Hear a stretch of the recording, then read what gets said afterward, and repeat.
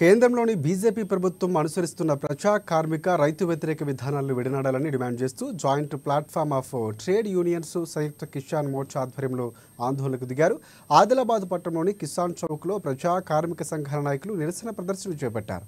కేంద్రంలోని బీజేపీ ప్రభుత్వానికి వ్యతిరేకంగా నిరసన నినాదాలు చేస్తూ హోరెత్తించారు.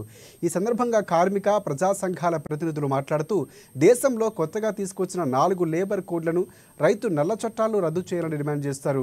ఇక అలాగే పెట్రోల్ డీజిల్ ధరలు తగ్గించడంతో పాటుగా నిత్యావసరాల ధరలు తగ్గించాలన్నారు. ఇప్పటికే పెరిగిన ధరలతో సామాన్యులు బతుకులు ఛిద్రమవుతున్నాయని చెప్పారు.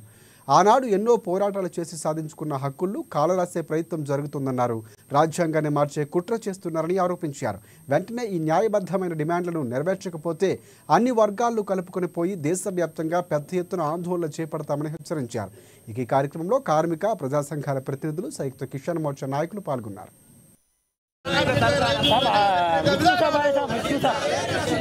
ఈరోజు దేశవ్యాప్తంగా కేంద్ర కార్మిక సంఘాలు కేంద్ర రాష్ట్ర రైతు సంఘాల పిలుపు మేరకు ఈరోజు కిసాన్ చౌక్లో నిరసన తెలియజేయడం జరుగుతున్నది.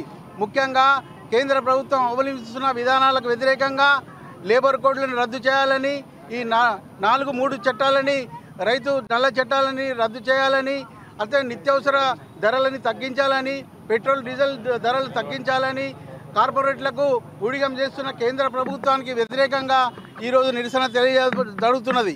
కాబట్టి ఈ దేశవ్యాప్తంగా జరిగే ఈ నిరసన కార్యక్రమంలో కార్మికులు, ప్రజలు, రైతులు అందరూ పాల్గొని ఈ మోడీ ప్రభుత్వము వ్యతిరేక విధానాలకు వ్యతిరేకంగా ఈరోజు నిరసన తెలియడం జరుగుతున్నది. పెట్రోల్ ధరలు, డీజిల్ ధరలు పెరిగి, నిత్యావసర ధరలు పెరిగి సామాన్యుల బ్రతుకు భారమైపోతున్నది.